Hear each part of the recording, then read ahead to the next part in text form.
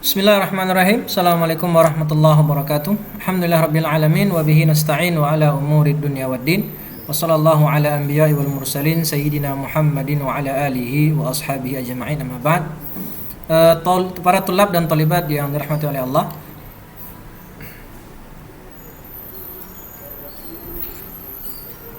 kita melanjutkan pembahasan fikih di pembahasan hudud yang masih dalam pembahasan had zina, dan kita telah sampai ke pembahasan, kita sudah membahas apa itu pengertian zina, apa dalil haramnya zina, kemudian apa saja macam-macam zina dan hukuman-hukumannya, dan yang keempat adalah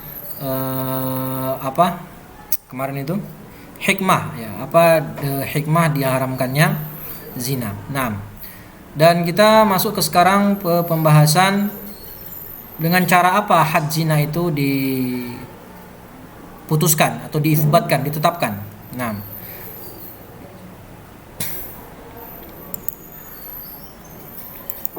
dalam Islam ada dua cara untuk menetapkan hukuman zina bagi pelakunya. Yang pertama adalah dengan cara iqrar. Apa itu iqrar? Pengakuan dari pelaku zina itu sendiri.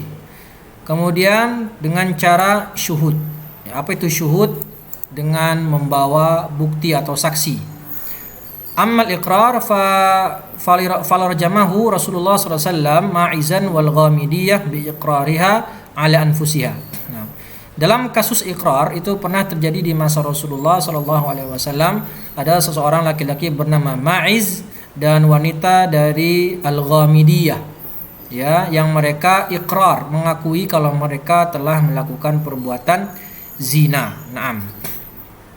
Sebagaimana di hadis berikut diceritakan bahwasannya Ma'iz bin Malik, ya, mendatangi Rasulullah SAW dan kemudian mengakui kalau dia telah berzina, dan Nabi pun mengatakan, mungkin saja kamu belum berzina tapi baru sebatas istilahnya baru foreplay saja, belum masuk ke zina.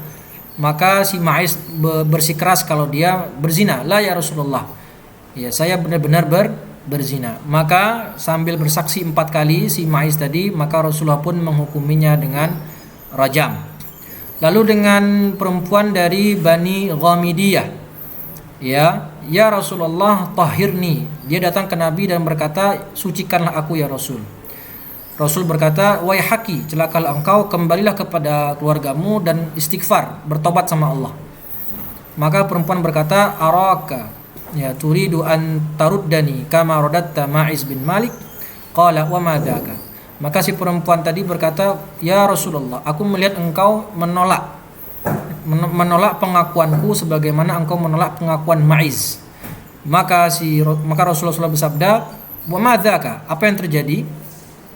Innaha hubla minaz zina. Si perempuan tadi yang dari Bani Ghamidiyah dalam keadaan hamil dan berkata, sungguhnya aku hamil karena sebab zina. Maka anti, qalat na'am, kamu? Ya, kata Rasulullah. Qala laha hatta tad'i ma fi batnika, kembali lagi pulang dan sampai engkau melahirkan anakmu baru datang lagi. Fakallafaha rajulun minal ansar hatta wada'at. Qala fa'atan nabiyyu sallallahu alaihi wasallam faqala qad wada'at al-ghamidiyatu faqala idzan la narjumuha wa nada' waladaha saghiran laysa lahu man yarda'ahu. Faqama rajulun minal ansar faqala ilayya rida'ahu ya nabiyallah. Faqala farajamaha fa in raja'a an iqrarihi turika, li hadithi Nu'aim bin Hazal. Jadi ini hadis yang masyhur, cerita yang masyhur, seorang perempuan dari Bani Ghamidiyah datang sama Nabi mengakui kalau dia hamil karena sebab zina, dan Rasul pun mengatakan, bertobatlah kamu, ya, karena Rasulullah pertama tidak mau menerima pengakuannya, tapi si perempuan tadi tetap bersikeras ingin disucikan dari perbuatan zina dengan cara dihukum had, ya, maka Rasul pun mengatakan, kembali dulu sampai kamu melahirkan. Setelah melahirkan, maka anaknya tadi disusui dulu selama 2 tahun. Setelah 2 tahun maka dia kembali ke Rasulullah untuk dirajam, maka saat itu beliau dirajam. Nah,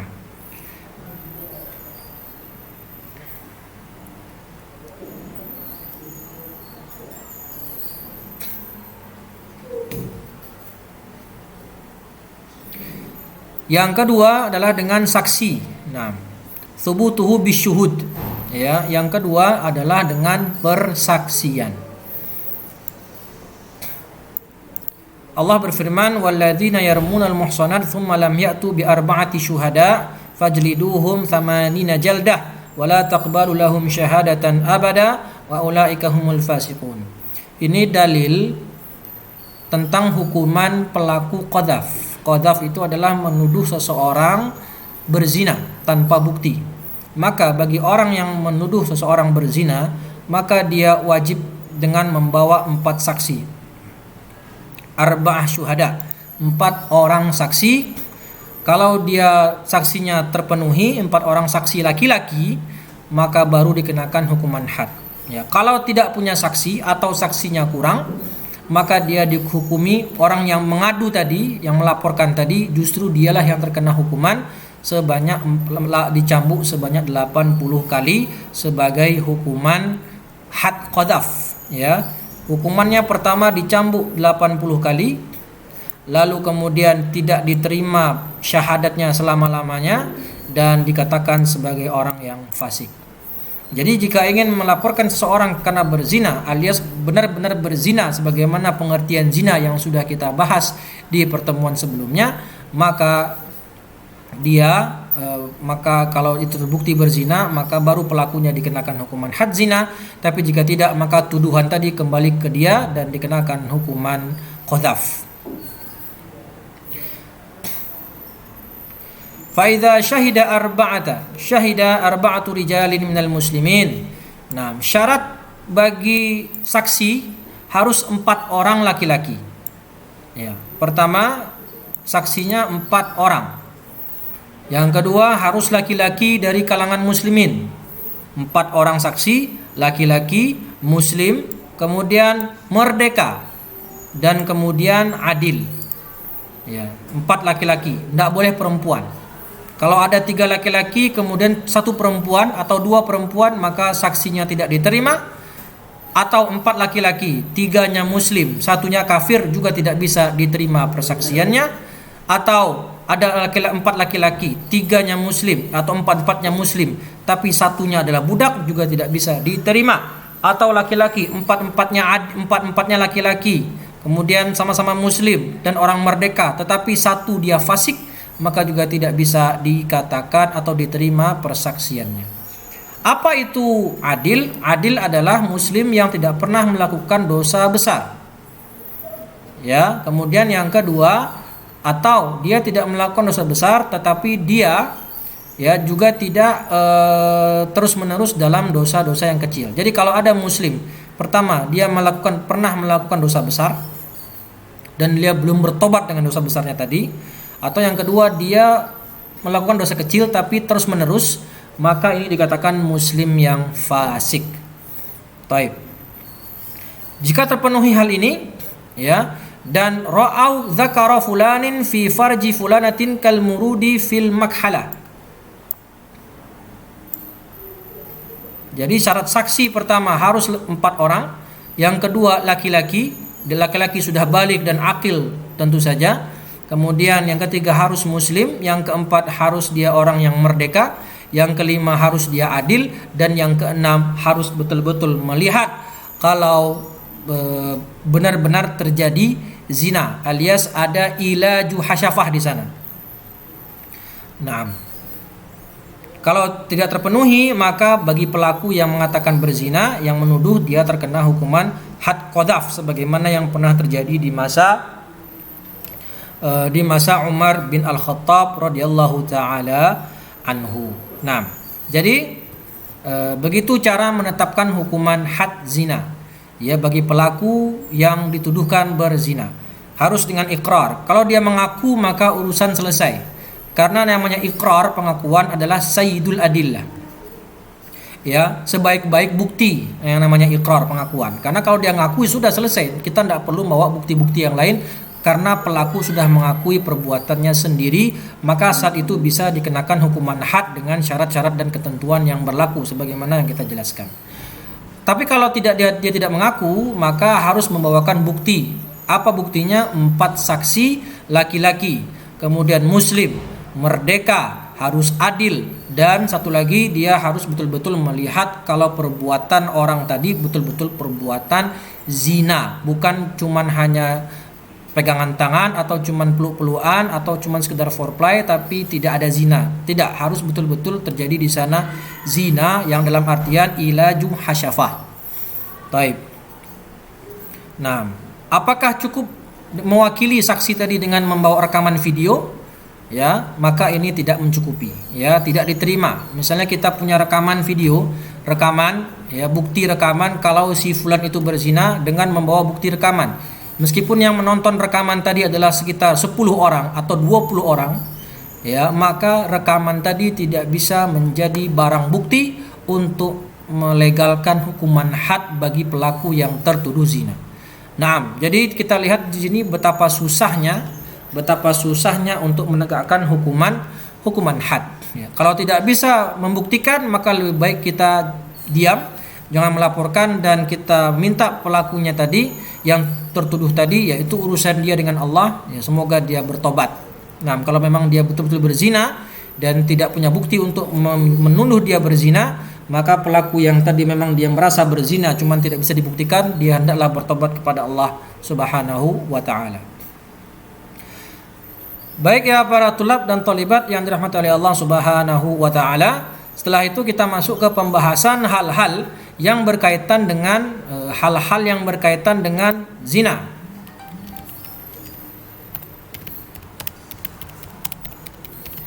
Berkaitan dengan zina. Apa saja dia? Yang pertama adalah liwat. Nah, yang pertama adalah liwat.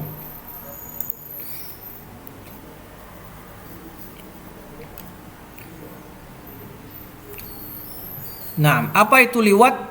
Nah, liwat adalah ulija rajulun fi duburi rajulin akhar fahadduhuma al-qatl. Nah, liwat itu artinya kalau dalam kitab lain, itu dalam kitab Al-Wasit karya Syekh Dr. Muhammad Zuhaili, yang namanya liwat adalah mendatangi laki-laki dari dubur. Ya, homo. Mendatangi laki-laki dari dubur ataupun perempuan. Jadi sama-sama. Jika mendatangi laki-laki ataupun perempuan dari duburnya, dari belakang, maka itu dikatakan liwat. Ya, liwat. Hukumnya apa? Hukumnya haram jelas. Termasuk perbuatan fahisyah. Sebagaimana firman Allah dalam surah Al-A'raf, "Walutan idz qala liqaumihi atatuna al-fahishata ma sabaqakum biha min ahadin minal alamin." Ya. Dan Lut berkata kepada kaumnya, apakah kalian melakukan perbuatan fahisyah, perbuatan keji yang belum pernah dilakukan oleh umat-umat sebelum kalian? Nah, fahisyah di sini diartikan sebagai perbuatan liwat, yaitu mendatangi laki-laki ataupun perempuan dari dubur mereka. Maka ini dosanya dosa besar, termasuk dosa yang besar, pelakunya berdosa, ya. Akan tetapi hukumannya bagaimana? Nah, hukumannya dalam di sini terbagi dua pendapat. Pendapat pertama itu mengatakan hukuman bagi pelaku liwat adalah hukumannya seperti zina, karena juga namanya fahisyah. Ya, pelaku liwat dikatakan fahisyah sebagaimana zina. Innahu kana fahishatan wa sa'a sabila. Ya, ini pendapat pertama mengatakan pelakunya adalah dihukum zina. Kalau dia muhsan dirajam, kalau tidak muhsan maka dikenakan hukuman cambuk 100 kali dan diasingkan selama 1 tahun. Pendapat yang kedua, sebagaimana yang dituliskan sama Syekh Al-Badawi di kitabnya yang menjadi muqarrar kita bersama, itu adalah al-qatl, hadduhuma al-qatl. Ya, sesuai dengan hadis Nabi sallallahu alaihi wasallam, man wajadtumuhu ya'mal 'amala qaumi lut faqtulul fa'il wal maf'ul. Siapa saja di antara kalian yang menemukan orang melakukan perbuatan kaum Lut, yaitu liwat, ya, maka bunuhlah pelaku dan objeknya. Faqtulul fa'il wal maf'ul. Bunuhlah pelaku dan objeknya. Berarti dua-duanya itu dikenakan hukuman had. Ya, hukuman had. Kalau memang dua-duanya ini, ya, dua-duanya adalah apa? Melakukannya dengan sukarela, dengan suka sama suka, tidak ada paksaan. Tapi kalau ada yang dipaksa, misalnya objeknya dipaksa, maka yang objeknya ini tidak dikenakan hukuman had. Hada ma'ruf insyaallah. Jadi hukuman yang kedua adalah dengan cara dibunuh. Nah, tapi dibunuh dengan cara apa? Ada 3 pendapat. mengatakan yang pertama dibunuh dengan pedang, dipenggal. Yang kedua dikatakan dibunuh dengan cara dirajam atau dibakar. Dan yang ketiga adalah dengan cara dilemparkan dari lantai paling tinggi ke bawah, dengan cara dilempar dari lantai tinggi ke bawah, qiyasan ala uqubati qaumi Lut, dengan analogi sebagaimana hukuman yang diterima, yang ditimpakan oleh Allah kepada kaumnya Nabi Lut alaihi salam. Kemudian yang kedua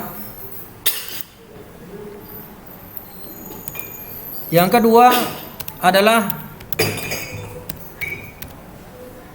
lesbian. Ya, perkara yang berkaitan dengan zina yang kedua adalah lesbian. Nah, bagaimana hukum pelaku lesbi? Ya, jelas itu perbuatan yang haram. Ya, perbuatan yang haram tapi tidak dikatakan sebagai zina. Kenapa? Karena di sana tidak ada yang namanya ilaju hasyafah. Taib. Maka hukumannya gimana? Hukumannya adalah dita'zir. Nah, hukuman bagi perempuan dan perempuan yang lesbian melakukan lesbi, maka itu hukumannya adalah dita'zir, dan ta'zir bisa dengan dipenjara atau dengan cara dicambuk, dan cambukannya tidak boleh melebihi hukuman had. Jadi tidak boleh 100 kali atau lebih, alias harus di bawah cambukan hukuman had, bisa 90 atau bisa 80, dan minimal hukuman cambuk yang paling ringan bagi pelaku ta'zir yang dikenakan hukuman ta'zir adalah 40 kali bagi merdeka, dan bagi yang budak itu minimal 20 kali. Kemudian yang ketiga adalah al-istimna'.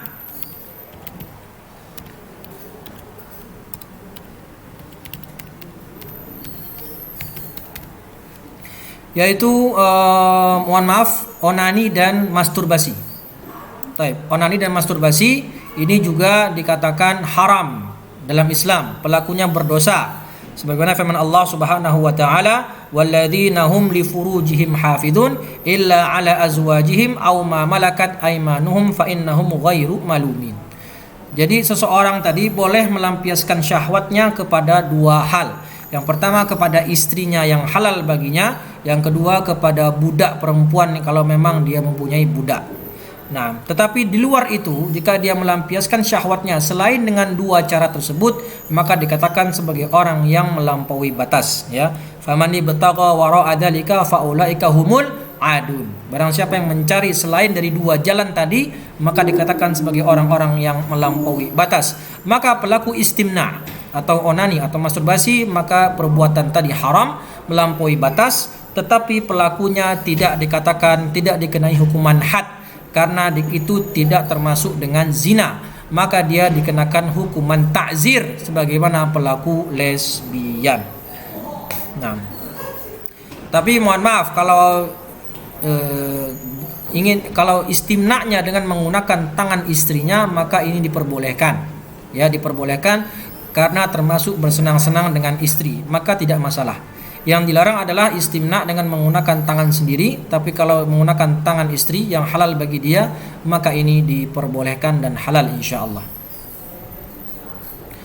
Selanjutnya yang keempat,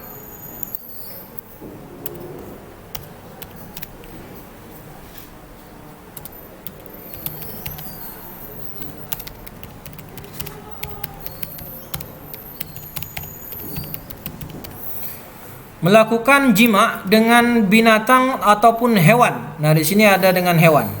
Ya, man ata bahimah. Orang yang melakukan jima dengan binatang, maka ini perbuatan dosa. Ya, perbuatan dosa, akan tetapi dia tidak dikenakan hukuman had karena di luar dari pengertian zina. Ya, yaitu apa? Mustahiyan tobaan. Yaitu orang yang zina itu harus dengan objeknya yang secara kebiasaan membangkitkan syahwat, dan binatang dikeluarkan dari pengertian tersebut. Maka bagi orang yang melakukan jima dengan binatang, wal iyadzubillah, maka dia dikatakan melakukan perbuatan yang fahisyah, perbuatan yang dosa, akan tetapi dia hanya dikenakan hukuman ta'zir. Ya, hukuman ta'zir seperti liwat dan juga seperti orang yang melakukan istimna. Dan kemudian hewannya, man waqa'a ala bahimatin faqtuluhu waqtulul bahimah. Ya, tapi di sini dijelaskan, ada hadis menjelaskan kalau pelaku ini dihukumi mati.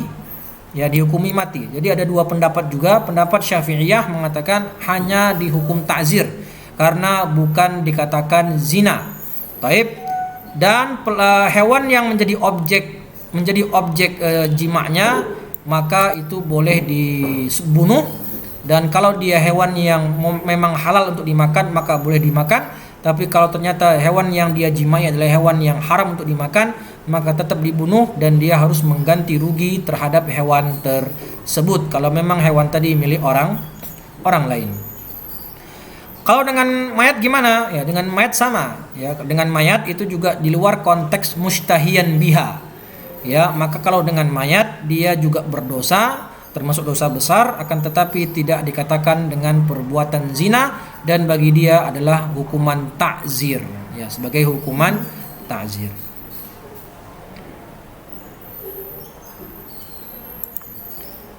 Selanjutnya yang kelima.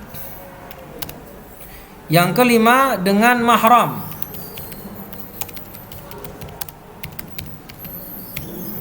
Nah, bagaimana pelaku zina dengan melakukannya dengan mahram? Man ata dzata mahramin. Maka di sini kata Syekh fahadduhu al-qatl. Ya, maka pelakunya dihukumi bunuh. Baik dia muhsan ataupun ghairu muhsan.